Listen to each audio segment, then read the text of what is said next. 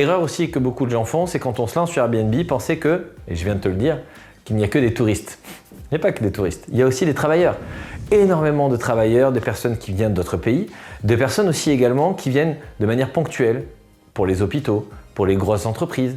Il y a tellement de choses en fait, les centrales nucléaires par exemple.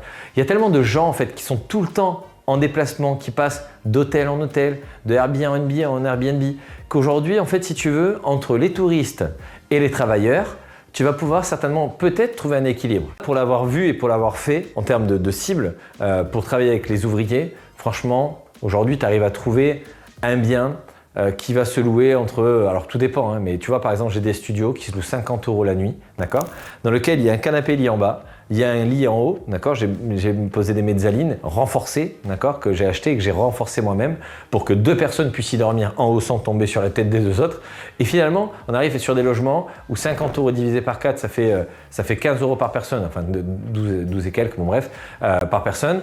Et donc finalement, en fait, ils s'arrivent avec une nuitée à 12 balles, ils ont 50 € de frais de déplacement par jour, ça leur fait économiser chacun à peu près 40 balles. Et donc finalement, tout le monde est content. Moi, je loue très bien. Eux, ils sont contents parce que c'est pas cher. À l'intérieur, tu prévois la télé, Internet, une très bonne connexion Internet important, machine à café, etc. Et puis finalement, tout le monde est content, tu vois. Donc toi, tu arrives à obtenir des hautes rentabilités. Donc ça aussi, c'est des astuces qui sont nécessaires et essentielles.